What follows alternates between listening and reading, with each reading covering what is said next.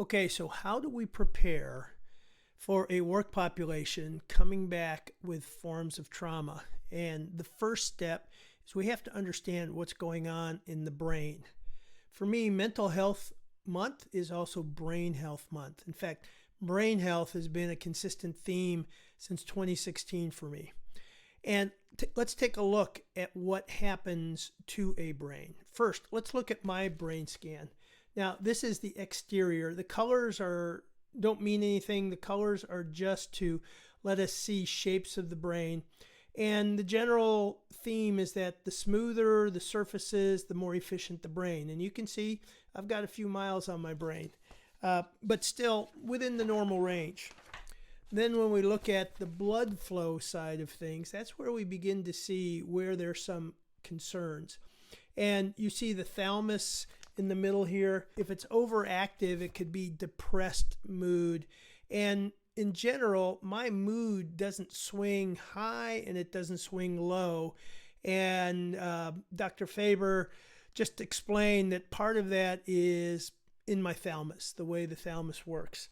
Then the cerebellum is circled here. That was just an indication of recommending that I pick up tennis again instead of just going to the club and exercising, because eye-hand coordination is part of the cerebellum.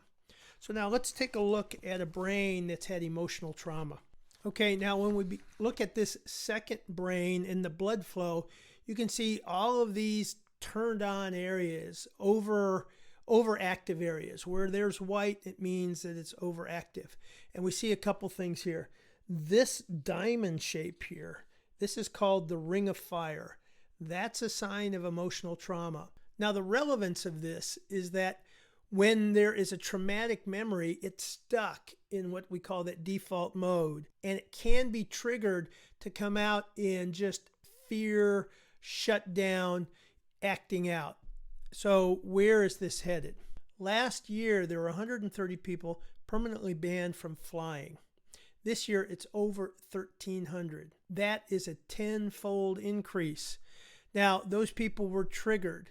And of course, most people didn't have the right de-escalation skills, and it became a disciplinary issue, and the police came on, and it just spiked it.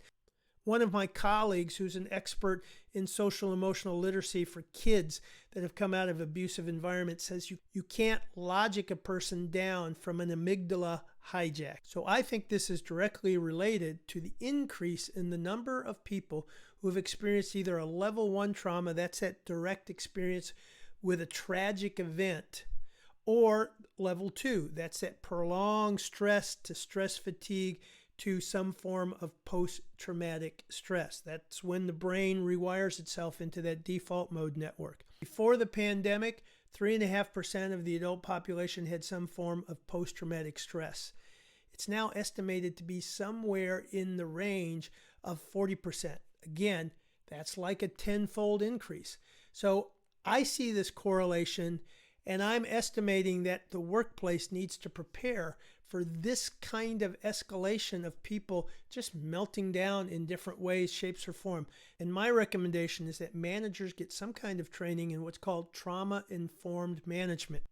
And I think these are going to become baseline skills for the next several years that we're going to have to understand and develop and be able to use on a day-to-day basis, because we just don't know when the trigger is going to be. I go to the post office a few times every week. I walk there from my house. It's part of my exercise. And I ask Sandy, my clerk, how many times did you call 911 this week? Just my little research to know how many times did somebody walk in not wearing a mask, somebody react, and then all of a sudden the whole room takes sides, and then they have to call 911. These kinds of reactions that get out of control quickly is called social contagion. Teachers are very familiar with what this looks like when there's a kid who acts out, and then it triggers all the other kids who are on the edge. And then you have triggers triggering triggers. Now imagine people returning back to work now in proximity with one another with different views of what's happened, different perspectives on good, bad, masks, no masks. And now, without any kind of preparation, we're going to be thrown in together, and we're not going to have any reintegration going through the kinds of experiences we've gone through over the year, we're just going to come back to work and expect that a nice workplace that's socially distanced, remember, it should be physically distanced is the language, is going to be enough to create the psychological safety that we're looking for. And I'm betting it's not going to be enough. Be forewarned, be forearmed, be prepared. That's my mantra. So let's go out as we prepare to bring people back to the office to help consider what's the experience going to feel like to different ranges of people, and how do we help make this psychologically safe. We've got to take some time to do that. So Mental Health Month, think about brain health as well. Take care.